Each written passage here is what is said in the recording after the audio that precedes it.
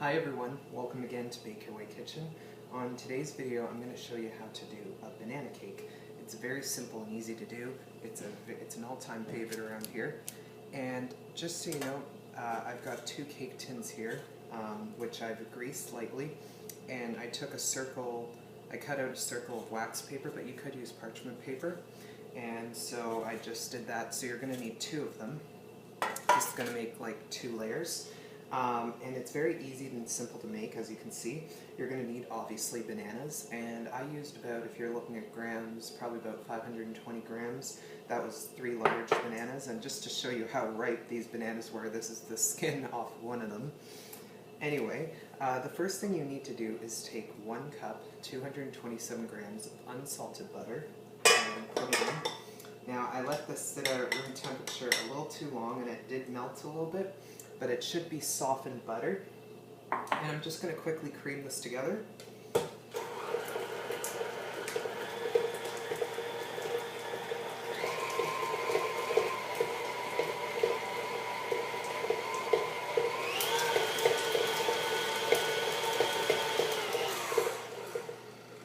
Once the butter's all creamed, you can add in your sugar. You'll need 1 cup, 200 grams of granulated sugar. You just pour that in and add that in. Whoa! And you want to do this till it's light and fluffy.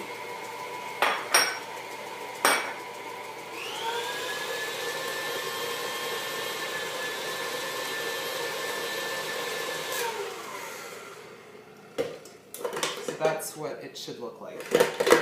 And as I mentioned earlier, make sure you use unsalted butter. We are going to be using salt to add later on, but if you are using salted butter, do not add the salt later on. So now that we've got that done, I've got 2 eggs here, which I'm going to add one at a time.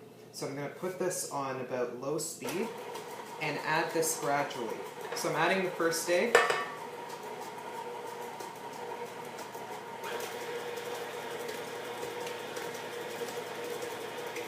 Once that egg has been incorporated, you can add in the second one.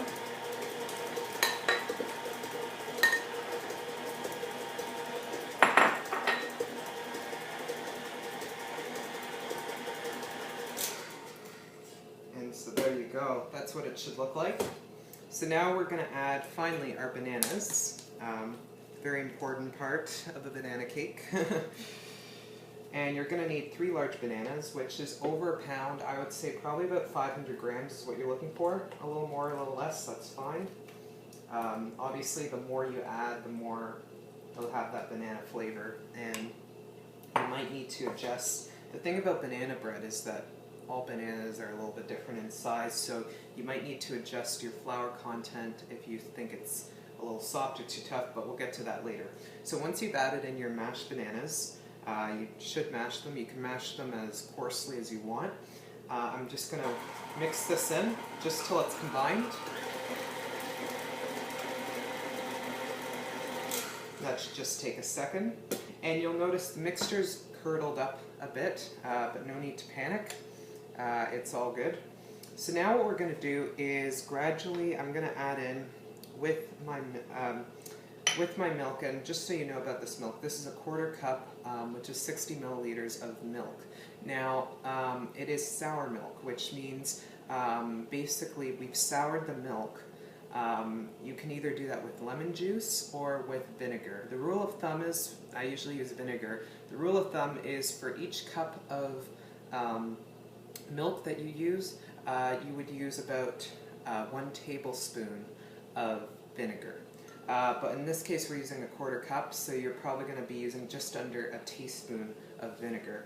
So the first thing we're going to do is add in our dry ingredients, and this is 1 3/4 cups of all-purpose flour, which is probably about 225 grams, along with 1 teaspoon of baking soda and 1 teaspoon of baking soda and 1/2 teaspoon of salt.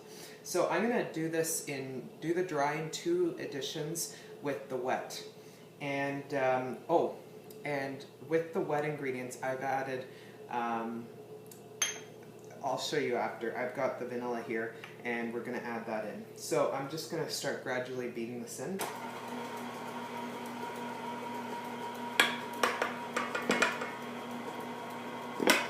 Whoops.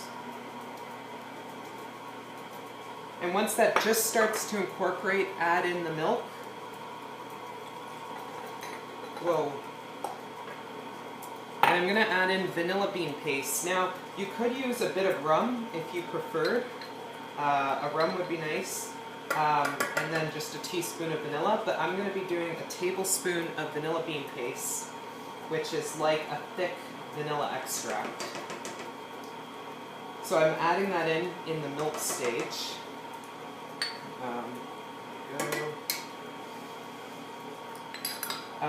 So that's in. And I'll just finish off by adding the rest of the dry ingredients. And do this over slow speed. Just until it's combined, which is just about now. In fact, what I highly recommend when you're adding in the last bit of flour, if you see specks, like there's still specks of flour you can see, leave that to do by hand, because the last thing you want is to overmix your cake batter and have a really tough batter. That wouldn't be good, a tough cake. So that's what you're going to need to do. One thing I forgot to mention in the beginning of the video is you're going to need to set your oven to 350 degrees. And that's good. So this is our batter. You can see this is what it looks like. It's quite soft. And I can really smell the bananas.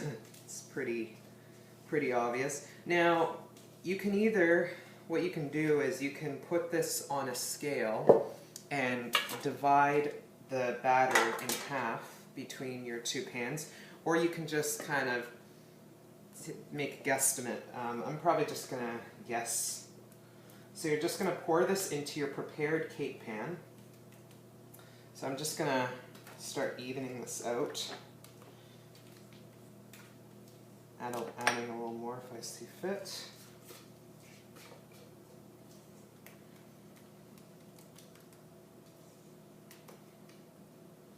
It's a very quick, easy cake to make, usually with ingredients that you already have on hand, which makes it a real bonus.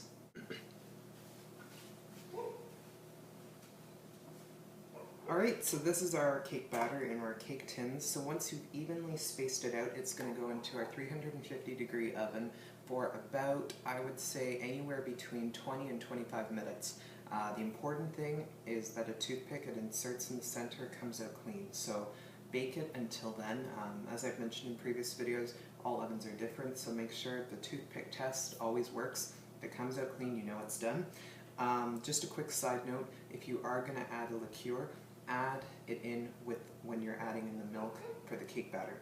Anyway, I'm going to put this in and I'll show you what it looks like once it's out. Taken the banana cake out from the oven and I just put it on its side, and I did remove the wax paper. I would let it cool in the cake pan for at least 10 minutes and then turn it. A little bit of this came off as I was peeling back the wax. And you'll notice that my cake is a little bit on a slant. I did not even it out enough, so make sure before you put it in the oven that it's completely flat, because mine's a little off. But it's still going to be delicious, and as soon as we put on our icing, it's not going to even matter. So once you put it on a wire rack, you need to let it cool completely before you put any frosting on. So this will need at least a couple hours to cool, and then I will show you what it looks like when we put together a frosting, so please stay tuned. We're going to be doing a peanut butter frosting to go on our banana cake. So I hope you enjoy this. This is your banana cake base, and you can use any frosting you want. I'm going to be using a peanut butter frosting in the next video, but you could use a chocolate frosting, any frosting you want. You've got your banana base layers, and then now you just need to choose the frosting you want. But if you stay tuned, I will show you the peanut butter one, and I will put it on our banana cake. Thank you for watching, and I'll see you in the next video.